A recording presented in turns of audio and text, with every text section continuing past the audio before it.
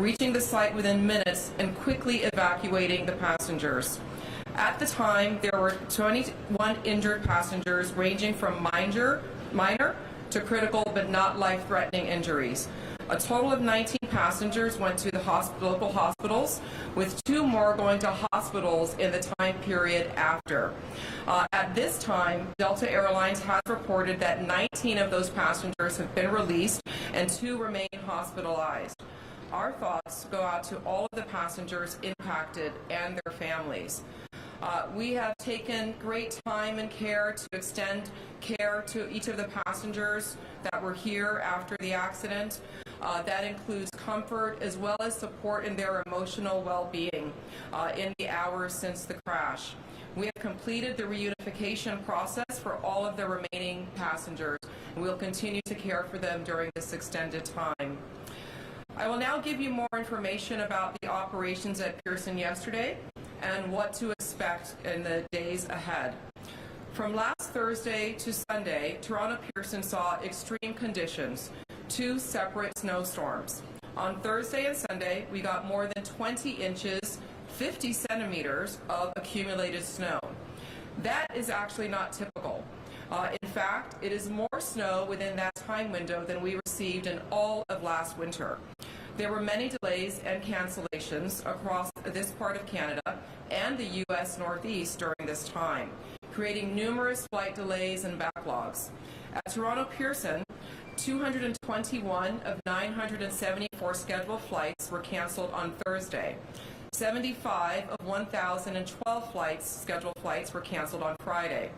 128 of 937 scheduled flights were canceled on Saturday, and 371 of 987 scheduled flights were canceled on Sunday.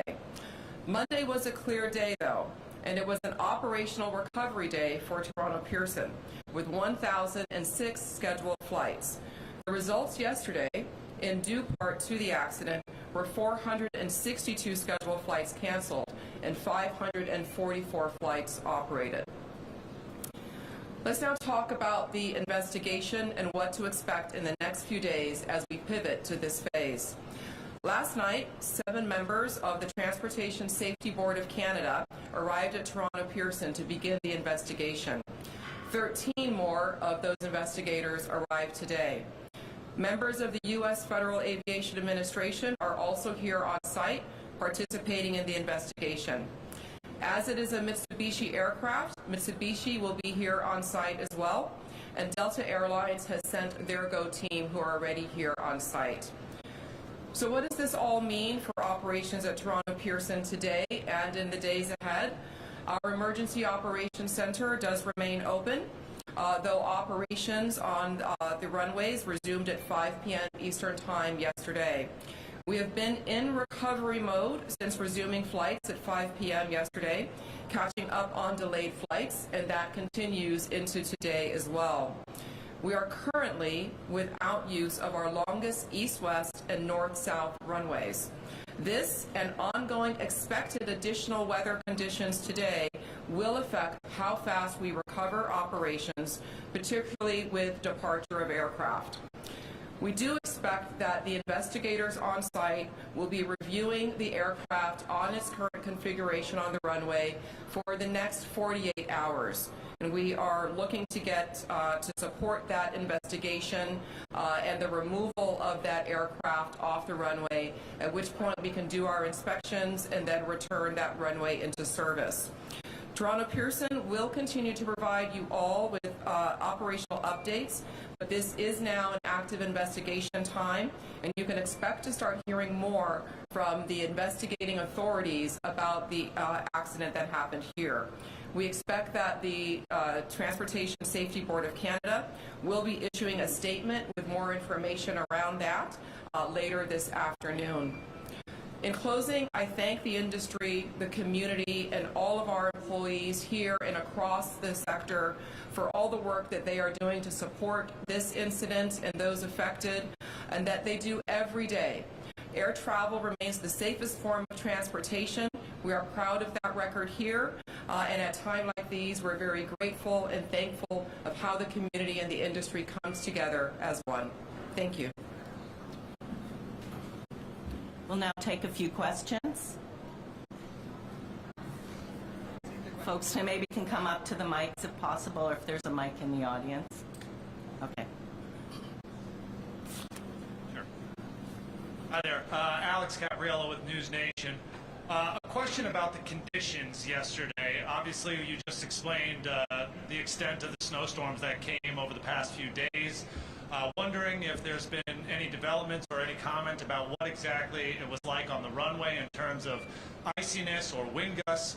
Last night we heard the fire chief say that he did not believe that that played a role in this crash at all. Is that still the theory here? And if so, do we have any developments on what caused the crash if it wasn't weather related? Yeah, this would not be a time for us to have theory or to speculate on what caused the crash. So as I shared, we have a number of agencies that are here that are responsible for doing a thorough and full and complete investigation to determine all the causal factors, and we are looking forward to getting those results and to sharing those, and those will be shared very publicly once they are received. And I understand that if you don't want to speculate about the crash, but can you tell us then what the condition of the runway was like at that time of the impact? I mean, was it slick? Have your teams been able to determine that? I look forward to sharing all of that information at the proper time. Again, those are all the details that are going to be covered during this investigation, and that is active currently. VOC Sai from the New York Times. I have one question and a follow-up. Does air traffic control handle CRJs differently than other aircraft in crosswinds? The air traffic control is responsible, NAV Canada, for all of the aircraft activity here at Toronto Pearson and in the surrounding areas. They will have to respond differently themselves as to how they manage those aircraft uniquely. And then how do you decide to pause operations because of wind, and who makes that decision? That is a cross-collected decision that is made between NAV Canada and the pilots during live operations. We are not pausing operations. We do have a slowdown in the operations due to 2 of our runways being closed for operations at this time, and those are the key contributing factors to the delays. Last question. There's no Delta or TSB representatives on the stage with you right now. Are you able to speak to why they're not present? We've been very much in communication with all of those involved, all of the agencies, Delta Airlines and others. We've all had quite extensive communication. They've been in our EOC, our Emergency Operations Center. So the system and the response to the accident is working as planned and going quite well with our partners. John Worrell with the Associated Press. 2 questions. One is the 2 people who remain in the hospital. Any timeline on how long they may remain? I do not have that information. Do you know what condition they're in? What we do know is that, again, 19 of those that were hospitalized are no longer hospitalized. The 2 that remain, none face life-threatening injuries from what we've been briefed and what Delta Airlines has released as well. And just finally, Deborah, given what we saw from all the videos that are on social media, and I'm sure what you've seen internally, how is it more remarkable that everyone was able to survive this incident? There are so many factors that lead us to have gratitude today. Again, I cannot commend enough the crew, the flight attendants, pilots, and our emergency responders for their quick and effective response. It's really incredible, and when you see that aircraft, it just makes you really thankful for all the safety checks that go into running this one of the world's safest air transportation systems. Okay, we'll take questions now for the first responders, please. Good morning, Momin Qureshi from 680 News Radio. My question really is, last check, the wreckage was still out there on the runway. I just wanted to know if we know how long that will be out there and what kind of impact that's having on service here at the airport. Yeah, so as I shared, yes, that the remains of the aircraft will remain on the runway while the investigators are performing their reviews. We expect that could be about 48 hours. And so until that time, 2 of our runways will remain closed, and that is affecting the volume of traffic that we're having. So passengers should be looking and working with their airlines, checking our website for information on delays and potential cancellations as well for the next several days. Just as a follow-up to that, then, I've been upstairs, as many of us have, talking to passengers, and many of them, most of them, all of them really, are understanding of the ripple effect, but are extremely frustrated by the lack of information or conflicting information. So just what do you say to your passengers right now who are trying to get themselves on flights to their destinations, but are left feeling frustrated by conflicting information or a lack of information? We are here very much at the airport to support and provide passenger care for people that might find themselves here at the airport and have their flights disrupted. So we'll continue to provide that customer care for them. But in the interim, please do check with your airlines, check your website, and check your apps for your most updated flight information. Thank you. We'll move now to questions to the responders. Thank you. Yeah, sure. It's Shauna with City News. Can you talk a little bit about the response, how long it took fire trucks to get to the plane, and can you talk a little bit about the flame that we saw in the video and the smoke, and was it easy to put out? And just really take us through the response. All right, Todd. Thank you for the question. The actual time, it was a very quick response from Toronto Pearson Fire Emergency Services. Upon arrival, the crew did witness spot fires. They were able to quickly knock down the spot fires using the aircraft rescue firefighting apparatus. Once the fires were knocked down, the crews did make entry and perform primary search and rescue. The passengers were all evacuated, and then they were taken to a secondary location at Station 2 for triage with their mutual aid partners. Just a quick follow-up. Can you describe what it was like? Because we've seen videos of the passengers hanging upside down in their seatbelts. Can you maybe just describe what it was like to get these people, hanging, cut down, and out of the plane? I believe that most of the passengers self-evacuated at that time, and upon arrival, they were being escorted to a second location.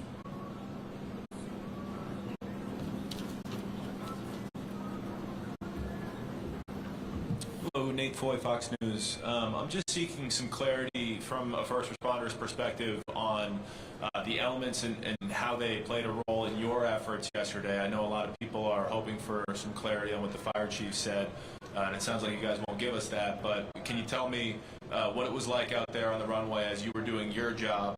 Was the runway dry, and the wind gust, how did it impact you?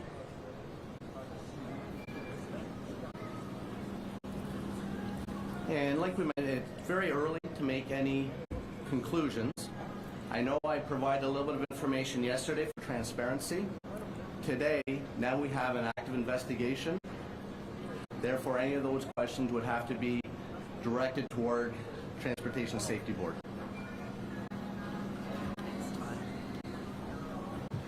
Hi there, Karen Lieberman with Global News. Besides the chief, I just wondered if any of the other first responders could speak to their own experiences and what you found and how you cared for some of these passengers. Sure. Thank you for the question. Mark Andrews, Deputy Chief of Peel Regional Police. I'd like to, before I answer the question, I'd like to say that our thoughts and prayers are with the 76 crew members and 4 passengers and their families that were impacted by yesterday's events, which fortunately had the best possible outcome for all of us. Our response as Peel Regional Police, we're the police of jurisdiction. We have a really robust presence here at the airport. We actually have a fully functioning division with 100 officers and civilians located. We have a presence on the public side and the private side. So we were able to respond in a very timely fashion along with our first responder partners. The conditions were difficult, but I will say this, that we regularly practice with our partners in fire and EMS and the GTAA and Transport Safety Canada. So we were prepared for this event, as extreme as it was. And our men and women, not only in policing but across all the first responder services, did a tremendous job. And in my mind, no doubt saved lives. So I'd like to acknowledge that. There was some impact, on the police of jurisdiction being ourselves, not only here at the airport, because as you can imagine, we don't have surge capacity to deal with something like this the way they do in the private industry. We had, at one point, we had 50 police officers responding to the circumstances here at the airport and the surrounding environment. What I'd like to do is thank our partners at the OPP, Commissioner Tom Creek and Chief Marion Demke, because they supported us through the aftermath of the incident by sending officers to support both of our public divisions, 11 and 12 Division in Mississauga. All in all, it was a great response by first responders supporting GTAA and our TSB partners, but it's something that we've practiced and we're well prepared for should this happen again going forward. Mississauga Fire and Communications Services received the 911 call. It's called a crash alarm, so we get it directly from Pearson into our communications center. So we had a very quick response. We had 6 apparatus from Mississauga Fire respond. It was a combination of aerials, engines, and squads. In addition, we sent our command vehicle and also a tanker. We also had an acting platoon chief, a district chief, and myself that attended the scene. I took a position within their emergency operations center. Just to reiterate what Deputy just said, annually our firefighters participate in joint training with Pearson Fire at a location called Festi. It's a training facility. Our primary response is to assist with water supply, search and rescue, rehab, and medical support. The Mississauga Fire and Emergency Services and Mississauga Office of Emergency Management participates in 2 annual emergency exercises that are held at Toronto Pearson International Airport each year, including a high-level tabletop command exercise and a full-scale boots-on-the-ground emergency exercise. In addition to the exercises conducted each year at Toronto Pearson International Airport, the City of Mississauga conducts its own functional emergency exercise, and we did that in 2021, examining an aircraft accident occurring within the City of Mississauga. This exercise included partners from various organizations, including those represented in the exercises held here regularly at Pearson. The Mississauga Fire and Emergency Services and OEM provides emergency management training to regional partners from various organizations who may be involved in the response to an aircraft accident, amongst other emergencies. The Mississauga Office of Emergency Management can also serve as a conduit between the city and the Provincial Emergency Operations Center if provincial-wide coordination for the response and recovery of community impacts during an emergency is required. During an aircraft accident, the Mississauga Office of Emergency Management can assist in the coordination of providing municipal services if requested by our community partners who may be impacted in the event.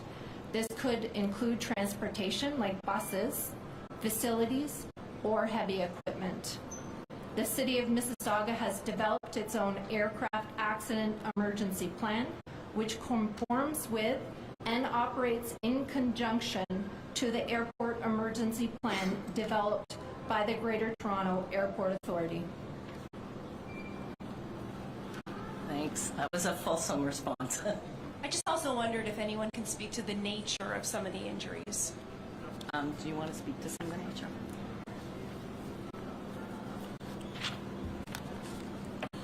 Good afternoon. My name is Corey Tkach. I'm a commander of operations within Peel Regional Paramedic Services. So upon our arrival of the crash site, our staff were faced with a multitude of different injuries, mainly stemming from back sprains, head injuries, anxiety, some headaches, nausea and vomiting due to the fuel exposure. So those were the common sort of injuries that we had come across.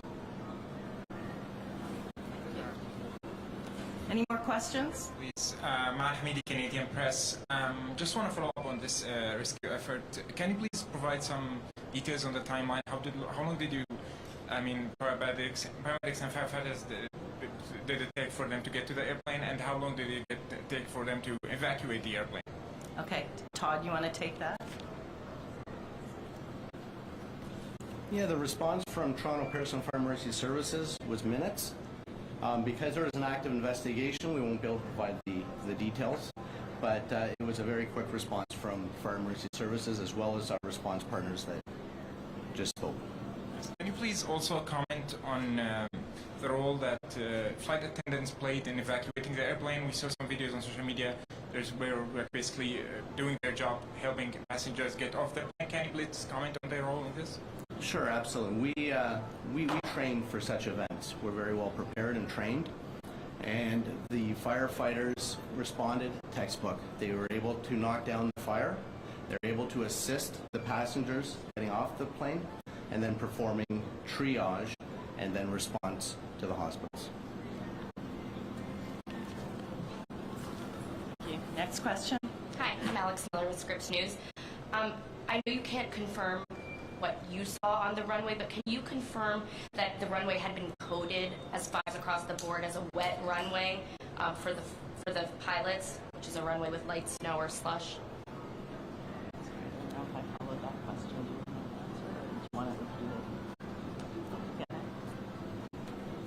And like I mentioned earlier, because there's an active investigation, that will have to be directed towards the Transport Safety Board, please. Hi, Jessica Murphy, BBC News.